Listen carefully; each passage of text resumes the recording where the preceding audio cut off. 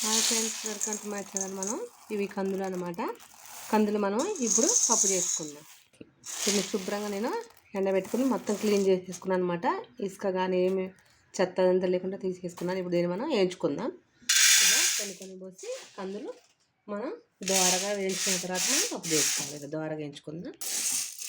ఇలా నిమ్మలంగా స్లోగా మనం ఇలా వేయించుకుందాం పప్పు. ఇలా కందులని మనకి ఇలా దోరగా ఎగిపోయాయి అన్నమాట. ఇప్పుడు మనం ఒక చాట్లోకి తీసుకుందాం. ఇవి ఆరిన తర్వాతకి మనం ఇప్పుడు పప్పు చేసుకుందాం.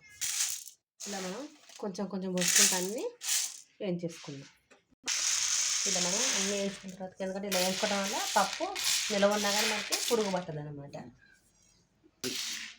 కాలుతున్న చల్లారిన తర్వాత మనం పప్పు చేసేసుకుందాం. ఇగో ఇసురాయలు పోసుకొని మనం పప్పు చేసుకుందాం. ఇది మన చిన్నప్పుడు దీన్ని మనం పప్పు రుబ్బుకుందాం. ఇలా మనం కొంచెం పోసుకుంటూ రుబ్బుకోవాలి.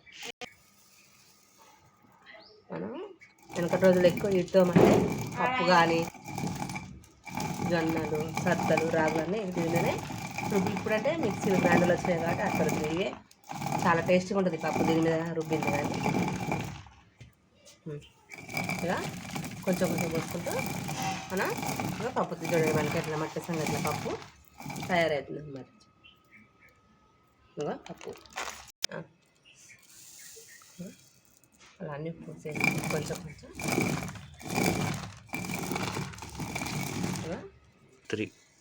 ఇంకా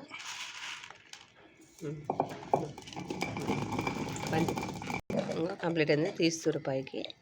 ఒకసారి మనకి కందులు గట్టాను ఉంటే నలిగిపోతాయి అనమాట. ఒకసారి మనం దాని మీద ప్రెస్ చేయాలన్నమాట. ఇట్లా ప్రెస్ చేస్తే ఏమైనా కందులు ఉంటుంది పప్పులాగా అయిపోతాయి అన్నమాట. ఎంత టేస్ట్ కందిపప్పు తయారవుతుంది అన్నమాట. దీన్ని మొత్తం మనం ఇప్పుడు రోట్లో వేసి దంచుకోవాలన్నమాట. ఇలా మనం దంచుకుని గిన్నెలో తీసుకుని దీన్ని మనం రోట్లో వేసి దంచుకున్నాం. మనం కొంచెం పోసేసుకొని మనం దంచుకోవాలి. ఎందుకంటే ఈ పొట్టంతా కొంచెం లైట్గా పోగొట్టుకుంటే సరిపోయింది. ఇలా మనం పొట్టేసుకోవాలి. కింద పడిపోయినా ఏం కాదు, తర్వాతకి మనం ఎత్తుకోవచ్చు. ఇలా లైట్గా చేసి పొట్టు ఊడిపోయింది అన్నమాట. ఇదంతా మళ్ళీ ఒక చాట్లోకి తీసుకొని చెరుపుకుందాం. మనం ఇలా చాట్లోకి తీసుకొని ఇది చెరుకుంటే మనకి పప్పు తయారైపోయింది. చెరుగుదాం. అంతేనండి, మనకి ఇంకా పప్పు రెడీ అయిపోయింది. ఈ పప్పు చాలా టేస్టీగా ఉంటుంది అనమాట. ఓకే ఫ్రెండ్స్, నా ఛానల్ నచ్చితే లైక్ చేయండి, షేర్ చేయండి, అలాగే సబ్స్క్రైబ్ చేసుకోవడం మాత్రం మర్చిపోద్దు. ఓకేనా?